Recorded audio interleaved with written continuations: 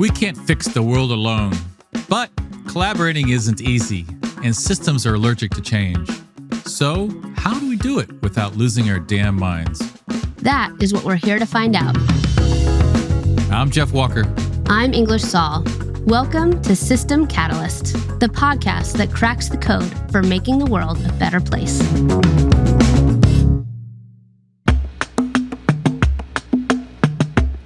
Hey, English. Great to be with you again. Hey, Jeff. So, what have you been up to since we last spoke? I'm really glad you asked me that because I wanted to get your opinion. I am seriously considering getting a few cows.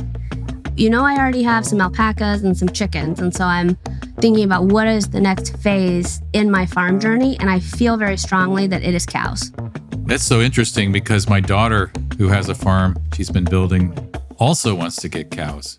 What kind are you getting? So I'm really pushing for getting a couple Highland cows, mostly because I think that they are just so cute. Whoa, Scottish Highland cows. Nice. We both have the same kind of path going on here. We become farmers. Can't wait to see you with the pitchfork out in front of your farm and getting a picture of that to send around. Well, absolutely. And you too. I'm still waiting for your Christmas card with you on the tractor. So, Jeff, didn't you just do an interview? Yeah, I had a fun interview with Elena Bonometti, who's CEO of Tostan. And Tostan has been around over 20 years, headquartered in Dakar, Senegal. And it's cool. It works to bring movement building skills to the rural and remote African communities and do social change, positive social change through these 3-year-long processes that they put in place. And they've already reached 5 million people across 8 African countries. They've worked on female genital cutting with over almost 6 million people, child marriage with almost 10,000 people. I mean, that's amazing because I'm familiar with female genital cutting, and it is a really deep-rooted issue, really deep-rooted. And it's gone from generation to generation to generation of continuing that practice. So I'm really curious to hear their process and how they start to sort of unseed that deep-rooted behavior. Well, you'll hear from Elena for the details, but rather than a Western group coming in telling people, don't do that, they bring in these individuals who help set up these meetings throughout the weeks with mothers saying, hey, do we really need to do this? Let's talk about the health issues related to it. Let's talk about the religious components of this. And they bring an imam in and they'll tell them, this practice has never been written in the Quran. So you can stop it and you'll be fine. So to me, that's, the beginning of this social change model, which they've now taken to many other issues and are become a training organization. So they have trained over 900 nonprofits and government organizations in these practices so far. 900. Wow. I mean, that's the epitome of what we're talking about here with scaling systems change. I'm really excited to hear more of the detail of the how and what it really took to sort of get to that level of 900, organizations. That's awesome. Well, here we go. Let's listen.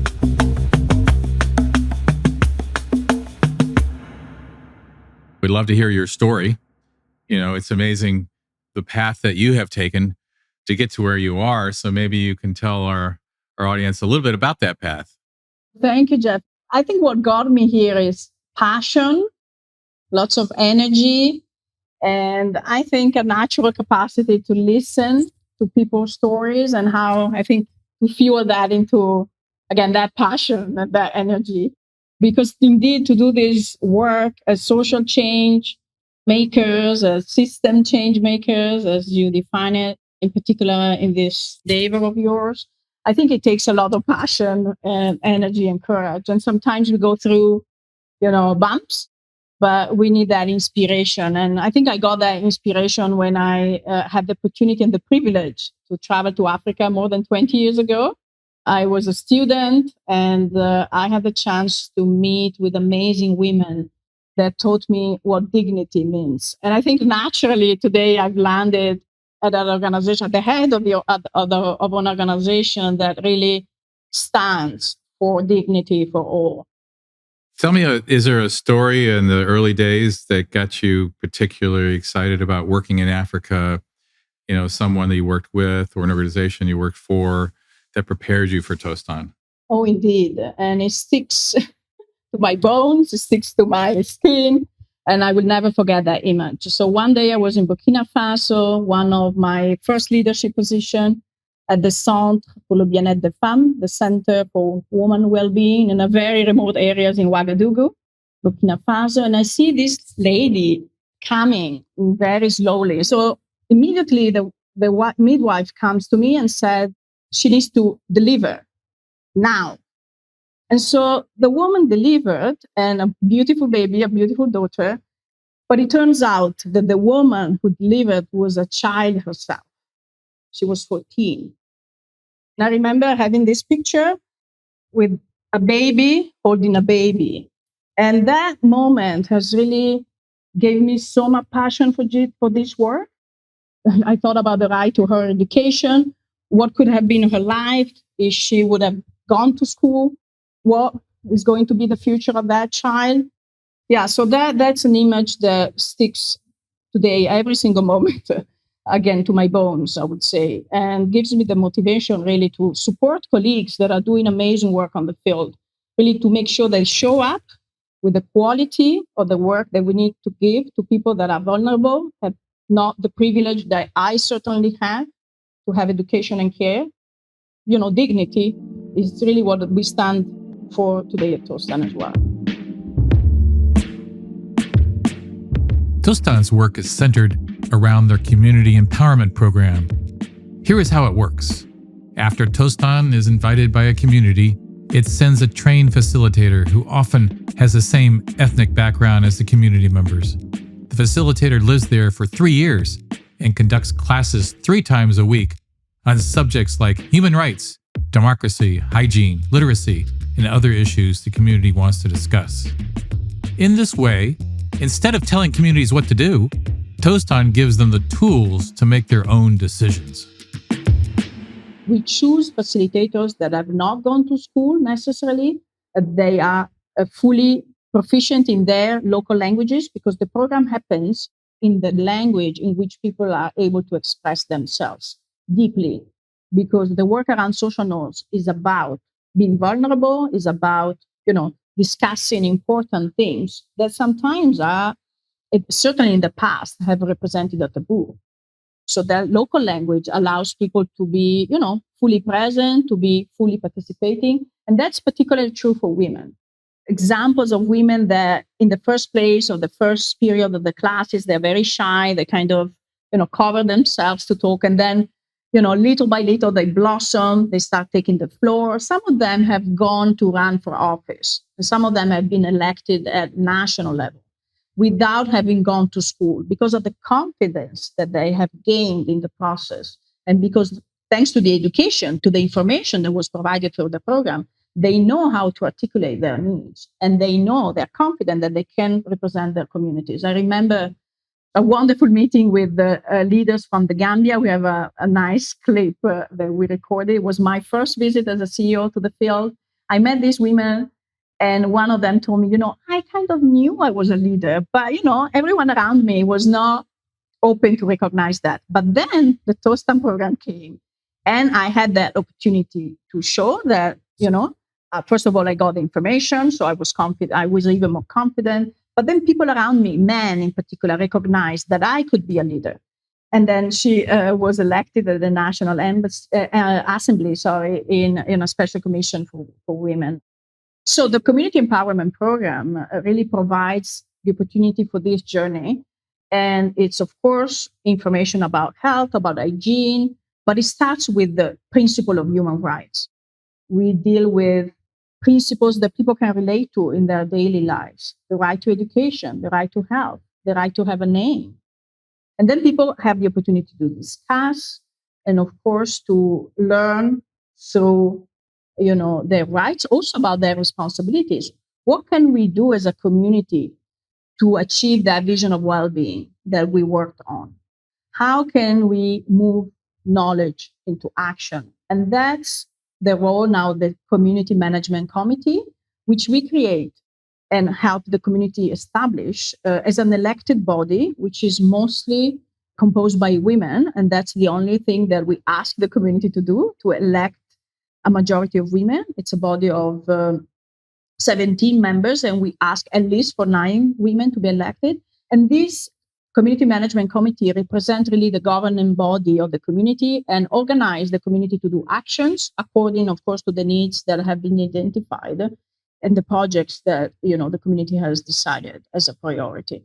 Now, I think what is also important that we do work a lot with the religious leaders. Religious plays an amazing and important role in the system that we address. And we also work with elected officials, so with the governing bodies that are supposed also to protect and to provide for communities, for them to thrive. And that has consequences at the national level. We see change happen at the systemic level. We see social change that transform into system change. This change in social norms I find fascinating, and the tools that you use to do that and how you bring it back to the community itself. And you all focused on female genital cutting is one of the first priorities to eliminate that, as well as child marriage and others. Can you talk about those problems and give us examples of how you address them at the community level?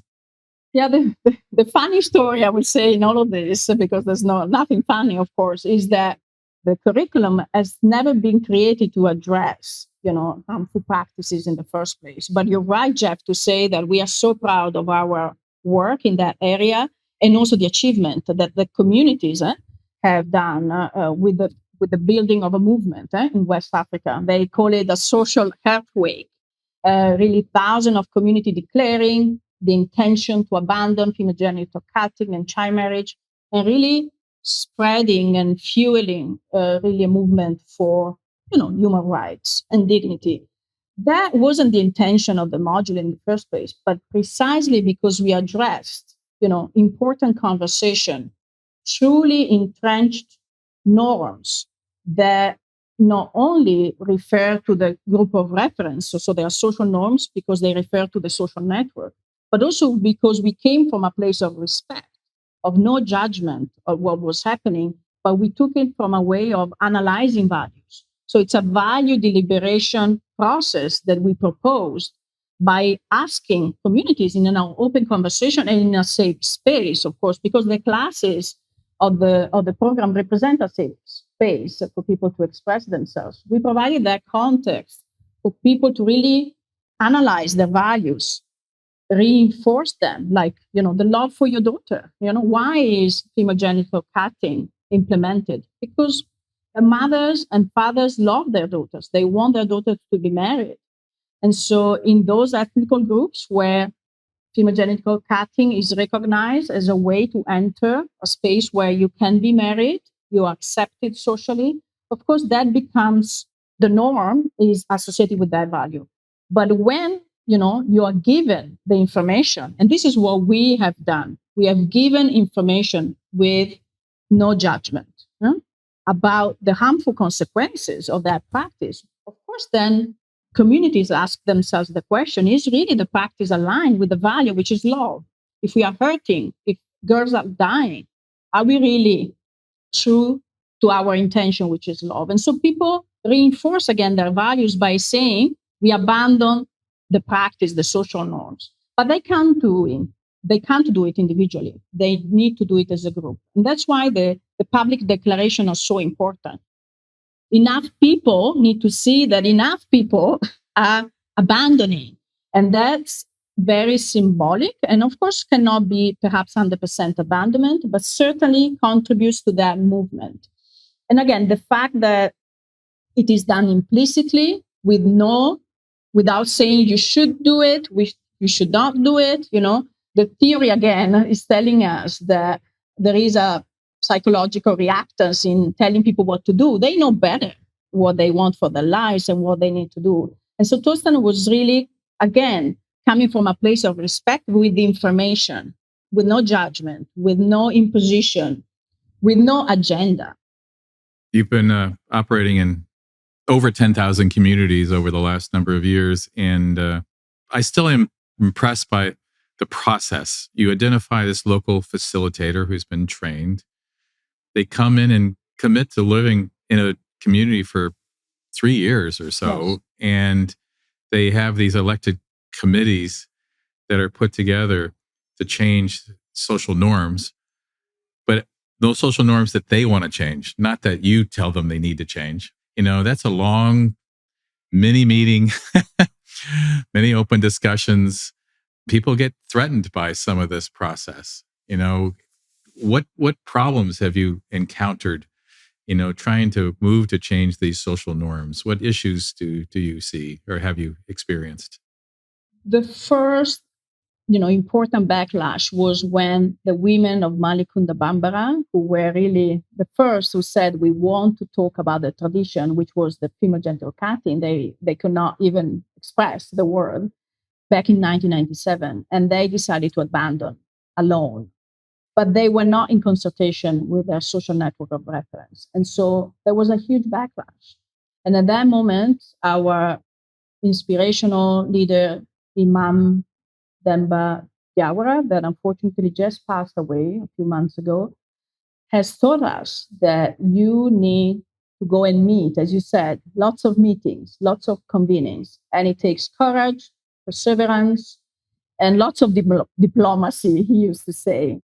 And now he's recognized as the father and I would say the creator of what we call the organized diffusion, which is the process of talking to your husband, talking to your neighbor, and ask him to talk to another person and talk to another neighbor, and then a village to move to another village. So it is really the people that take it to the next level, again, in a process of adopting learners outside the classes and sharing the knowledge, and then adopting other villages. And that's really what created that movement and fueled really the process. Now, what I think is also very important is that this is indeed a patient process. And when patient means is that there are people that disagree. And then, sometimes you need, to just move on and respect their views and maybe come back later. And, in particular with the religious leaders, I think the work that has been done is so powerful because some of the more resistant leaders have gone back, have come back, and we have invited them several times to seminars, conversations. No one has the ambitions to teach them anything. This is not about teaching, but it's about discussing and discussing values. There has been moments where in some areas, and what's happening in the Gambia right now, which is quite concerning, is a perfect example for that. Elena is referring to a recent effort by political and religious leaders in Gambia. Their goal is to repeal the ban on FGC that was passed 8 years ago. That would have huge consequences in a country where already 3/4 of women between 15 and 49 have undergone FGC. A group of parliamentarians in the Gambia has organized themselves to present a motion to repeal the law against FGC. So that has created, of course, an amazing Crazy kind of sense of astonishment, even by all civil society organizations, other governments, officials, the UN, all partners, I would say, from all fronts. The Gambia has taken long time ago commitments on a global level. But that proves that the law, is not enough to address these issues. One of the arguments, of course, of this group of parliamentarians was that this is something that the Westerner has brought to us. Everyone is happy with FGC. The Gambians certainly are happy, women in particular. And so the Westerners are imposing us to abandon these practices that are actually very, important for our tradition and for our, values. And so the same weekend, the Saturday, 120 communities in the Upper River region in the Gambia held a celebration of, again, wanted to public abandon female genital cutting and child marriage, and shared that, indeed this was a process that came within and then led to, coming together, deciding together, and no one had imposed, of course, anything on them. And so that was very symbolic that change do happen, but it has to happen in a way that is organic with patience, and with a lot of respect, and of course, and sensibility with regards to the values and religious values of communities. While Tostan tries to focus on the communities it serves, it also shares its methods with hundreds of other organizations.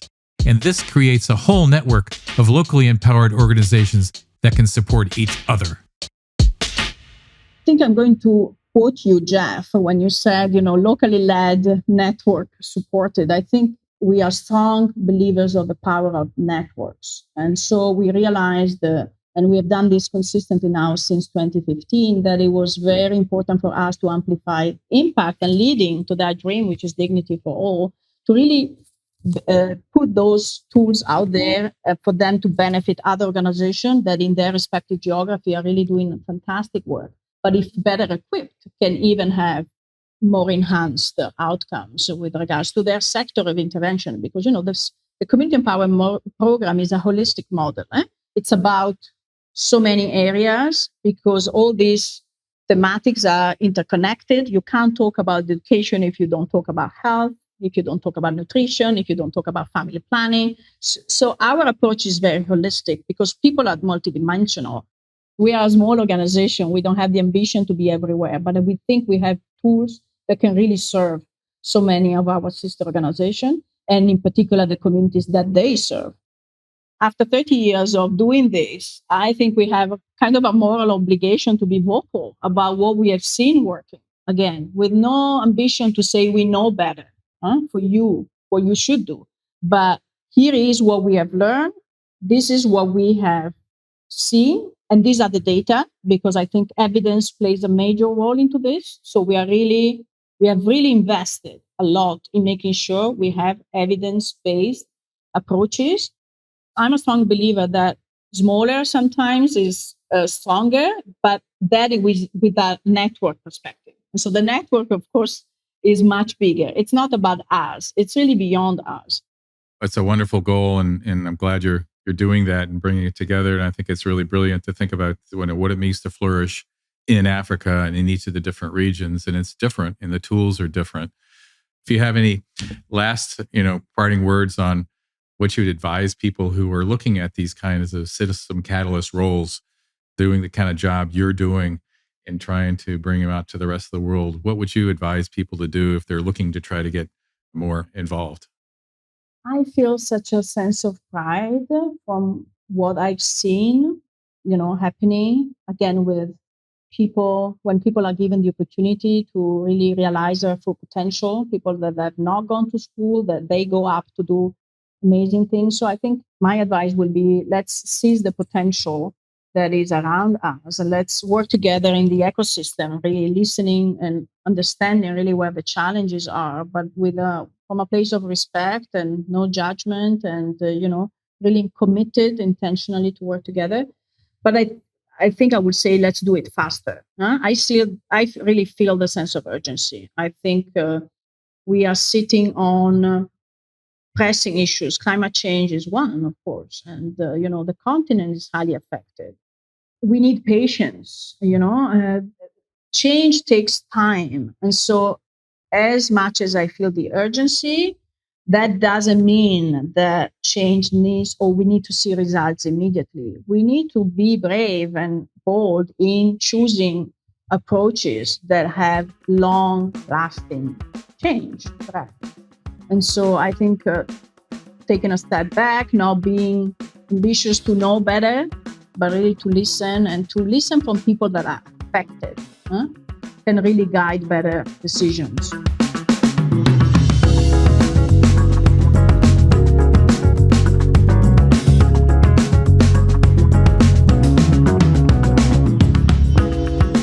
That's it for today's show. Please don't forget to subscribe to System Catalyst so you don't miss out on the new episodes. Also, do us a huge favor by rating our podcast and leaving us a review. Thank you so much for joining us, and we'll catch you all in the next episode. Before we go, I'd like to thank our producers at Human Group Media. We'd also like to thank our incredible network of partners who are supporting our mission: the Skoll Foundation, the Aspen Institute, Echoing Green, DRK Foundation, Maverick Collective, Virgin Unite, Charlize Theron Africa Outreach Project, Boldly Go Philanthropy, Synergos, Forward Global, Nexus, and New Profit. If you're interested in becoming a System Catalyst and would like to learn more about our partners, please visit systemcatalyst.com.